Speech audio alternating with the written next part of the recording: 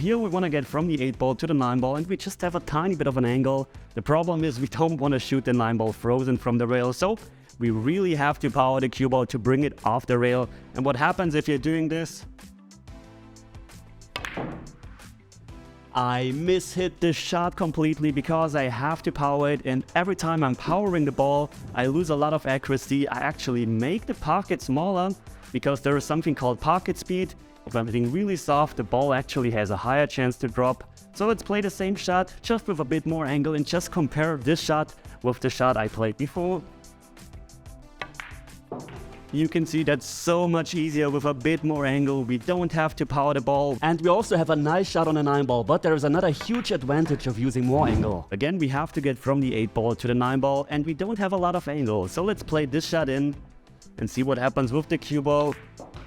You can see the cue ball doesn't move a lot because if you're hitting the 8 ball full, it actually loses a lot of its energy because it transfers a lot of its energy to the 8 ball. If you're actually hitting the 8 ball thinner, this means the 8 ball won't be as fast, but the cue ball will be faster because it doesn't lose that much energy. Let's play it with the same speed and see how much further the cue ball actually goes down table. So this is a huge advantage.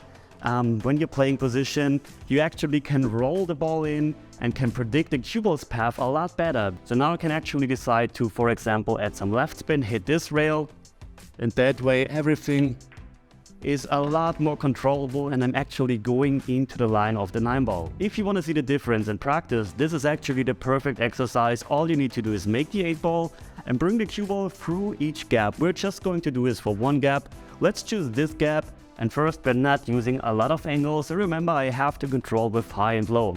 So I know if the cue ball has no rotation on it, it follows the tangent line, which should probably go to the 9. So I know I need a tiny bit of follow on the cue ball. So let's see how this turns out. Hitting a bit above center. And I mishit the shot because I didn't hit high enough on the cue ball. Now compare this whole thing with more angle. So let's use this angle, and I know with a rolling cue ball, well, I think the cue ball is actually perfectly going through this gap, so I don't have to manipulate at all. I don't have to hit hard, so speed control also, as I mentioned, gets a lot easier.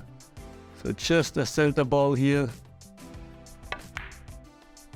And you can see perfectly through that gap, so this is a lot easier, believe me. Again, we have to get from the 7 to the 8 to the 9 ball, so I'm just going to play that 7 ball in.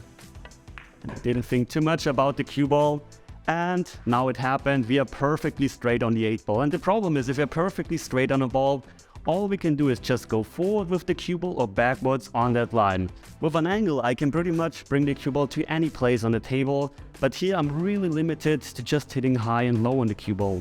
So let's actually try to go towards the 9 ball here by hitting low and right.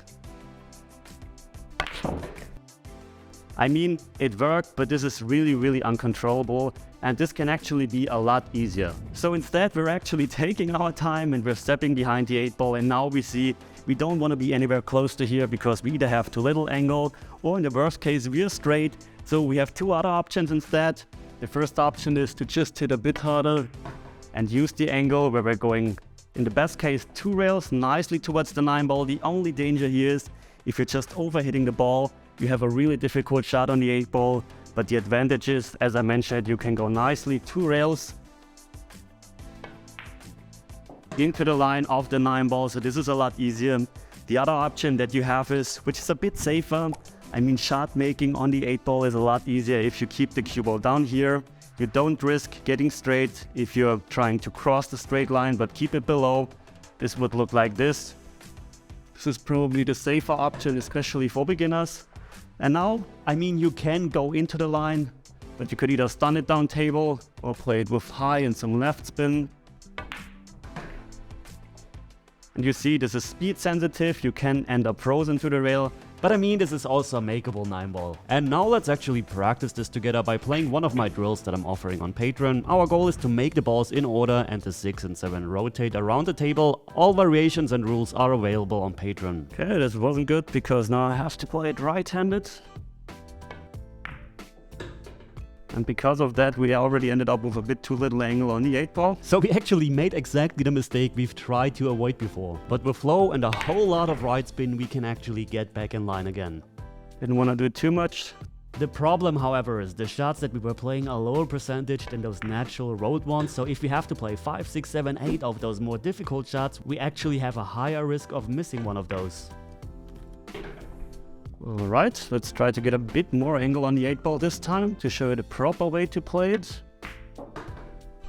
And this is really nice. Now we can go 1, 2 rails nicely into the line of the 9-ball. 2 rails is a much safer regarding position play. Now nicely into the line of the 9-ball. And now you can see we have a much simpler 9-ball than before, and all of this just because we had more angle on the 8-ball, it was more natural. So actually having a really good angle on the ball before the money ball is really, really important. This was close, by the way, but now we're in perfect shape. Are we? A bit too little angle again. You can see now I have to force it. See, before it was a bit more natural to go this path, and a bit more controllable with more angle. By the way, if you already learned at least one thing from this video, then I would highly appreciate a thumbs up. Just don't want to end up perfectly straight. This is okay, we can bring the cue ball a bit off the rail, but you see, now we don't have a nice angle. Again, we have to force the cue ball a bit down table. And because of that, it's awfully risky with the side pocket, so the mistake here was actually on the very first shot, the 6-ball here. And of course, I didn't want to get anywhere close to that position, but this just happens if we're hitting a bit too high on that kind of shot. And now we have a bit more angle. Can just play center ball here. And here we're actually going 1 rail, not 2 rails, because problem this here was a bit closer to the rail, so I don't want to add spin because I have to elevate a bit more. So here I'm taking a bit safer shot regarding shot making. You probably realized that I like to use spin on many shots, but it's very important to know when it actually helps your shot making and position play and when it's actually harmful. Here, by the way, perfect angle on the 7. I'm not doing too much. Again, this is 1 rail. Of course, you could also go 2 rails, but here again, it will actually harm my shot making. Because I don't want to do again something with spin if I'm close to the rail. By the way, I didn't particularly create this drill for angles, but instead to practice to close racks, and the other variations are on Patreon. Link is in the video description. Here again, I don't want to draw, I want to keep it natural. Just support the natural roll of the cue ball with some inside spin. And you can see nicely towards the 8-ball. And even have a bit of an angle. Again, I have to force it. And you can see if you have to force it, speed control is always a bit more difficult. And just because of that, we have a shot close from the rail. That is pretty easy in training, but if you're in a match, it's a total different story again. You can see again, I want to keep it natural, give myself enough angle, just 2 rails. Into the nice angled line of the 8-ball. Well, a little too much angle, but I actually preferred that compared to being straight on that 8-ball, because again, I still have to focus on shot making, and we will always have a nice shot on the 9. Question for you, why am I always hitting that 9-ball so hard? Let me know in the comments. Again, I want to have enough angle on that 7-ball. At the same time, I don't want to risk ending behind that 9-ball. Here again, just 2 rails, bit of inside spin, and you can see always with that angle on the 8-ball, it's so much easier than having too little angle on the 8-ball. I mean, it would still be doable, but it's just more predictable to have a natural angle. Here's actually perfect spot to hit on the rail. And yes, I know, as a beginner, you're probably struggling with big angles, but the better you get at shot making, the more you will actually appreciate those angles. I mean, as a right-handed player, of course, you can try to position it a bit closer to the 7-ball here. Here, I'm actually trying to draw it back. I have to do that because I have too little angle here. Problem is crossing the line here, so with a bit more angle, I could actually try to hit here. Now I have to play it right-handed because this shot was really speed sensitive. That's the good thing about practicing your weak arm as well. I think I've practiced like 2 to 3 months, 15 minutes at the beginning of each session, just playing with my weak arm.